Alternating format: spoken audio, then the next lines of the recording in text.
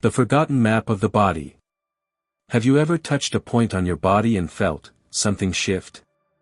Not pain. Not tension. But something older. Deeper. As if the flesh itself remembers something your mind has long forgotten. There exists, hidden among the body's pressure points, one that ancient mystics believed was not just physical, but a key. A key to a vault sealed by time, karma, and silence. They called it the Gate of Returning.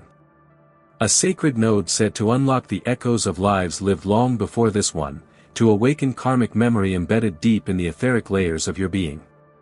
Transition into mystery and authority. Across China's forgotten Taoist monasteries, in the scrolls of tantric adepts, and whispered through the Gnostic schools of Alexandria, this pressure point was not merely therapeutic. It was spiritual dynamite. And today, we journey into its secrets. Where is it? What happens when you activate it? And why, have you never heard of it? Because the body, dear seeker, is not a machine. It is a library. A living grimoire. And you're about to open a chapter few dare to read.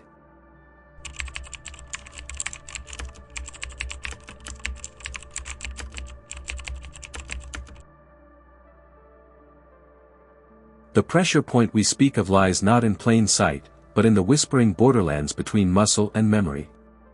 It is known in Chinese acupuncture as GV26, also called shuego, the water trough. But in the deeper esoteric systems, such as those studied by the ancient Egyptian priesthood and preserved in the Siddha traditions of South India, this point was called Anandavritti, the swirl of bliss. It sits just beneath the nose, between the upper lip and the base of the nose. To the casual eye, it's insignificant. But press it gently, mindfully, and wait. The symbolism of the location. Why this spot? Because it lies along the governor vessel, a meridian known as the Sea of Yang, channeling cosmic fire through the spine, brain, and subtle energy centers. In tantric lore, this is the corridor of Kundalini ascent, the inner serpent's path. The junction of breath and spirit. The breath you inhale through your nose travels past this point, not only animating your lungs but stroking the very veil between lives. This location is also known in TCM and Qigong for reviving unconscious individuals, but the ancients believed its true power was not to awaken the fainted, but the forgotten. Mystic insight.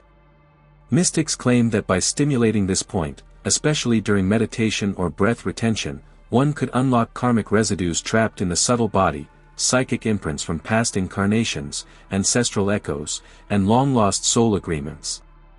Swami Narayananda, an obscure but profound 19th-century yogi, wrote in his journals that applying pressure here during deep samadhi caused visions of lives not my own, but intimately known, as if I was the dreamer and the dream. Practical preview. In the next section, I'll guide you through how to activate this point safely, and the sensations you may feel when the gateway opens. But before we do, ask yourself this.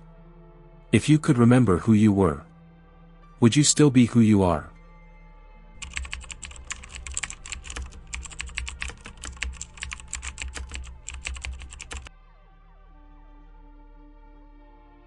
To approach a door long sealed, you must first silence the winds of the world. Begin in stillness. Sit comfortably in a dim room. Light a candle, preferably white or indigo, and place it before you. Burn frankincense, sandalwood, or myrrh if possible. These scents are known to stir the astral senses, opening inner perception. You are not merely performing a technique. You are initiating a dialogue with the soul's deeper script. Step by step, the ritual of pressure. Breathe deeply, inhale slowly through the nose, hold for a few moments, then exhale gently through the mouth. Repeat this for at least 7 breaths. This calms the nervous system and aligns the body's etheric sheath. Focus your mind, gently close your eyes and bring your awareness to the spot just beneath your nose, at the midline above your upper lip, the GV26 point. Apply pressure, using your dominant hand, place your thumb or index finger on the point. Apply light to medium pressure in a circular motion. Do this slowly, clockwise, as if drawing the spiral of time itself. Chant, optional. You may whisper the ancient syllable aham, Sanskrit for I am. Repeat this with each exhale. Some traditions also recommend a silent chant of the seed sound, reem, the vibration of memory and manifestation. Duration, continue this for 2 to 5 minutes. Stop if you feel dizzy or overwhelmed. What you might experience. At first, only a tingling. Then, perhaps warmth, or a subtle current rising up the spine. And if you are sensitive, images. Emotions. A sudden grief you can't place. A name you've never heard, yet feels achingly familiar. You are not imagining. You are remembering. Carl Jung once wrote, "The unconscious is not just evil by nature, it is also the source of the highest good, not only dark but also light, not only bestial, semi-human, and demonic but also superhuman, spiritual, and in the classical sense of the word, divine." This point, this gate, touches that very threshold. But a warning. In the next section, we will explore what may arise after activation. Because memory, especially karmic memory, is not passive. It returns with a purpose.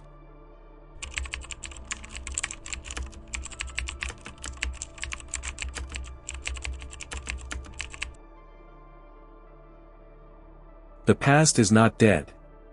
It sleeps. And when you press the gate of returning, you are not merely recalling memory, you are waking spirits. Thought forms. Emotions. Echoes.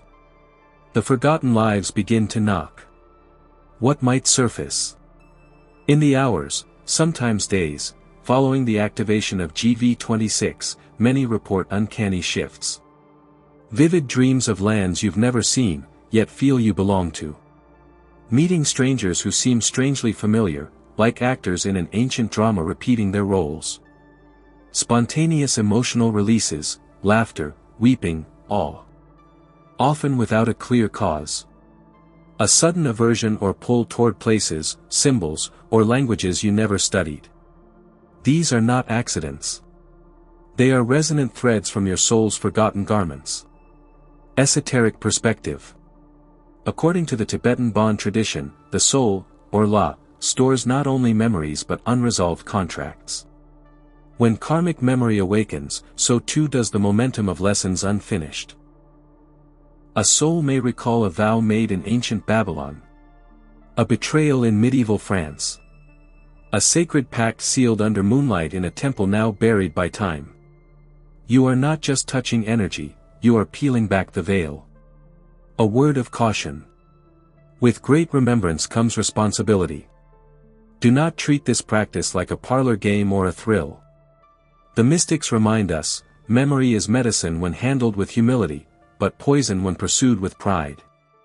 If you feel overwhelmed by what surfaces, pause the practice. Breathe. Journal. Seek grounding in water, earth, and simplicity. Sometimes what returns is not for interpretation, but for release. The path ahead. In the next and final section, we will explore how to integrate these memories. How to transmute old karma into wisdom. And how to walk forward not as a prisoner of the past, but as a conscious weaver of your soul's destiny.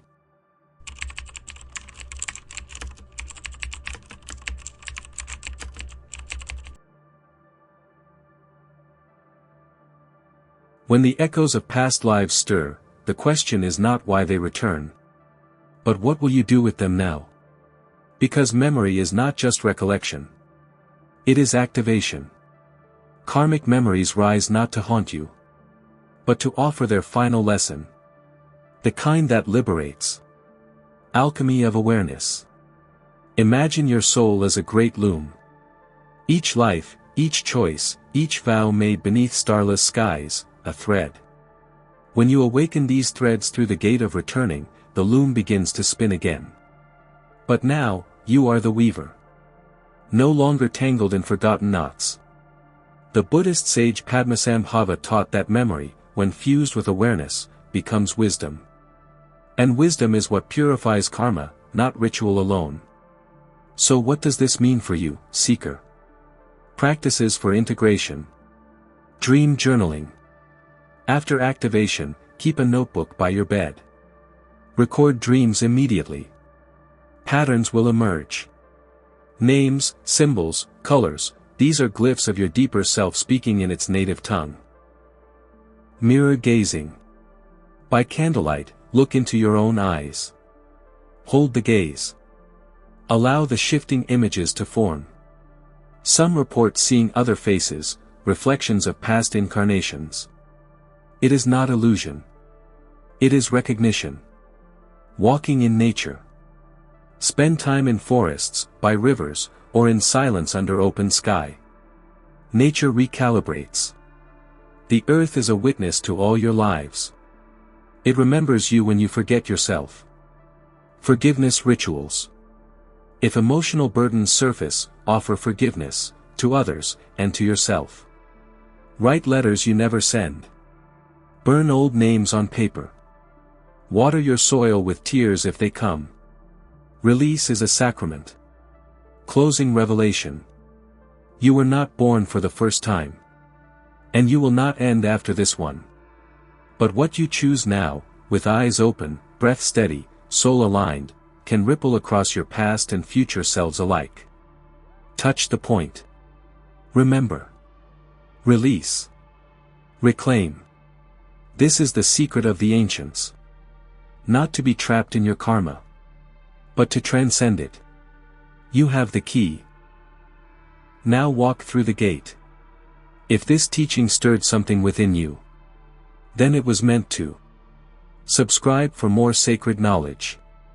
And may your path be lit by the forgotten stars of your soul.